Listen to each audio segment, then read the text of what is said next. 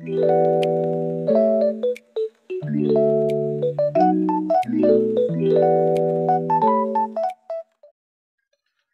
araw, ako si Emerson Leato, isa akong entrepreneur. Ang aking negosyo ay home baking. Ang pangalan ng business ko ay M Bakeries. Ang ino-offer kong produkto sa mga consumer ko ay customized cakes, cupcakes, and other desserts. Nagsimula ang negosyo ko noong 2021 from scratch. Nagsimula lang ako sa mga improvised equipments, as in wala akong mga baking equipments na ginagamit. Nag-search lang ako kung paano makakapag-bake ng mga cakes gamit lang ang mga kung ano lang yung mga nasa kusina nyo. Hanggang sa nag-try ako mag-bake sa mga special occasions for my family, and then pinupost ko siya sa social media hanggang sa may mga nag-i-inquire na, nagtatanong na sila kung magkano, kung paano mag-order, kung ano yung mga ino-offer ko pang ibang mga produkto. Hanggang sa, ayun, nag-click naman siya.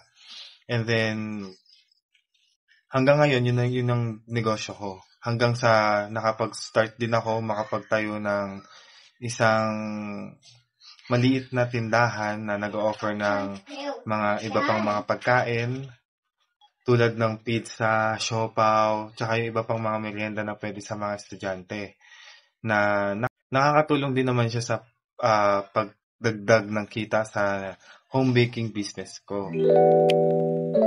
Bilang isang business owner or ikaw mismo yung boss sa sarili mong negosyo, ang nakikita kong suliranin na pwede kong matulong sa mga consumer ko ay ang pagbibigay ng mga affordable at budget-friendly na mga baked products, especially sa mga special occasions like birthdays and anniversaries.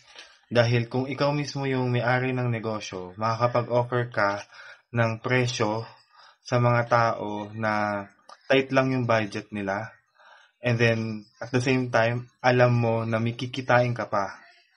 Pwede mo siyang babaan dahil ikaw mismo yung boss, ikaw mismo yung masusunod, wala nang ibang pagdadaanan pa, walang manager, wala nang iba pang pagdadaanan pa ng request ng pagbaba ng presyo.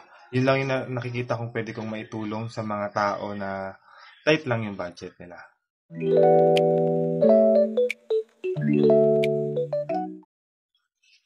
Ang naging inspirasyon ko sa pagnenegosyo, syempre ang pamilya ko at ang sarili ko.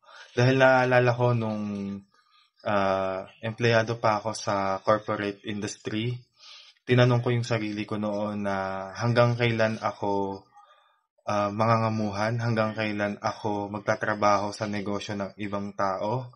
Kaya nung time na yon, naisip ko na gusto ko magnegosyo. Gusto ko ako yung boss, hawak ko yung sarili kong oras, wala akong ibang sinusunod. Marami kong time para sa pamilya ko, marami kong time para sa sarili ko. And ayun nga lang, hindi lahat ng negosyo ay madali. Talagang sa umpisa, sobrang shaky pa. And pag naman pinagsumikapan mo, talaga namang maganda yung magiging resulta.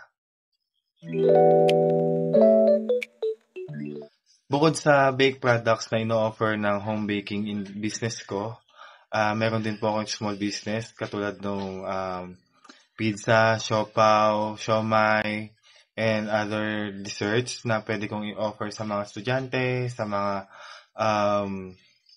kapitbahay na talagang affordable ng budget nila. And doon pa lang alam ko na nakakatulong ito sa komunidad dahil sa pagkakaroon ng mababang presyo dahil ang aking pizza at siopaw ay pangmasa ang presyo. Kumikita habang tumutulong ang negosyo ko dahil na rin sa pagkakaroon ng side business. Ang main business ko ay home baking. Yun talaga yung pinaka-negosyo ko. Pero dahil nga rin sa nakikita ko na gusto kong mailapit sa masa yung presyo ng mga cakes ko, na hindi ko sila pwedeng itapat sa mga magagaling na cake artist na presyo. So, ang ginagawa ko, binababaan ko lang yung presyo na yon. At the same time, may kinikita pa rin naman ako. And then, ang ginagawa ko, gumawa ako ng tindahan na just in case na medyo nagiging struggle na rin sa pagkakaroon ng income, or minsan kasi hindi naman sa lahat ng oras Pasko na maraming o dagsaang mga cake orders. Siyempre maraming pagkakataon din talaga na sobrang tumal. At dahil nga rin sa binibigay ko lang yung cakes ko sa abot kayang halaga para sa mga consumer ko, meron din akong side business katulad ng mga merienda para sa mga kapitbahay at sa mga estudyante, at sa mga dumadayo na rin dun sa lugar namin na pwede kong pagkakuhaan ng mga pambayad ng bills. At the same time, hindi nagagalaw din yung kinikita dun sa home baking dahil sa mga side business. Ang pinakamalaking hamon na kinaharap ng negosyo ko, siguro nung nagsisimula lang talaga. Ayun lang yung pinakamahirap dahil sobrang hirap kumuha ng tiwala ng tao na paano mo mapapatunayan sa mga tao na kaya mo, na nakakapag-provide ka ng mga services na katulad ng business na gusto mo. And syempre, hindi lahat ng tao susuporta sa'yo. Kahit yung mga taong kakilala mo na akala mo nandiyan susuporta sa'yo, hindi sila yung mga taong makikita mo. Ang malaking hamon na kinaharap ko bilang isang social entrepreneur ay noong talagang nagsisimula pa lamang ako. Dahil noong una, sobrang hirap patunayan or hirap kumuha ng tiwala ng mga tao na magko-consume ng produkto na ino-offer mo. Dahil unang-una, susubukan nila kung hanggang saan yung kakayanan mo, kung ano yung mga may offer mong produkto, kung effective ba to or efficient ba to para sa kanila. And syempre, sobrang hirap hanapin yung target market mo. Sobrang hirap maghanap ng tao na mag-consume ng produkto mo at magtitiwala. Dahil naniniwala ako, dahil na rin sa personal experience ko, mahirap magtiwala or kunin ng tiwala ng mga tao na akala mo susuporta sa'yo, katulad ng mga taong nakapaligid sa'yo na nagsasabi na kaya mo yan, sila pa yung mga taong hindi susuporta sa'yo. Ang mga tao na mga hindi mo pa kakilala, yun pa yung mga tao na unang magtitiwala sa'yo.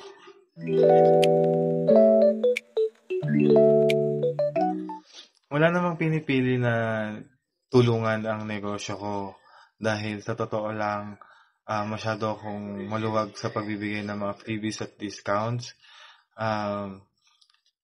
Talaga lang ayoko lang din talaga na magbigay ng mga discount sa mga taong nanghihingi mismo. Gusto ko kusa ko siyang ibinibigay or hindi sila hihingi, doon ako nagbibigay ng mga freebies and discounts. Na meron din akong charity na tinutulungan, ang Earth Angel Helping Hands.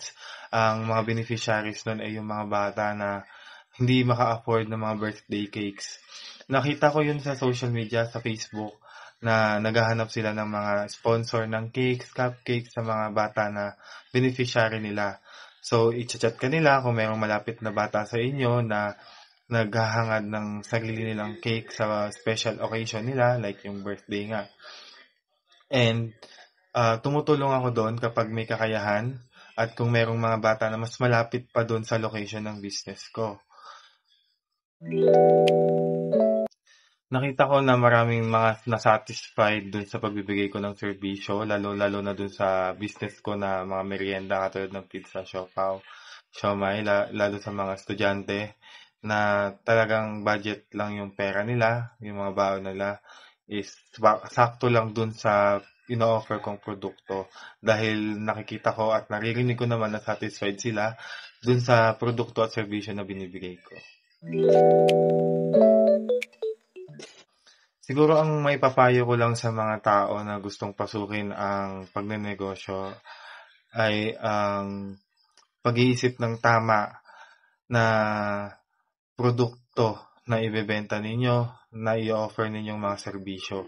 Dahil hindi lahat ng mga nakikita nyo lang sa social media na nagte-trending, gagayahin nyo na. Hindi lahat yon nagtatagal. Hindi lahat yon um, magtatagal sa industry. Dahil na subukan ko na rin yon na sumasabay lang ako sa trend. At pag natapos na yung trend, wala na. Ang may papayo ko lang din is hindi lahat ng pagnenegosyo, hindi lahat, hindi para sa lahat ang pagnenegosyo. Kailangan willing ka na i-sacrifice yung oras mo dahil sa umpisa, kung akala mo ganun-ganun lang din kapag may negosyo ka, hawak mo na yung oras mo.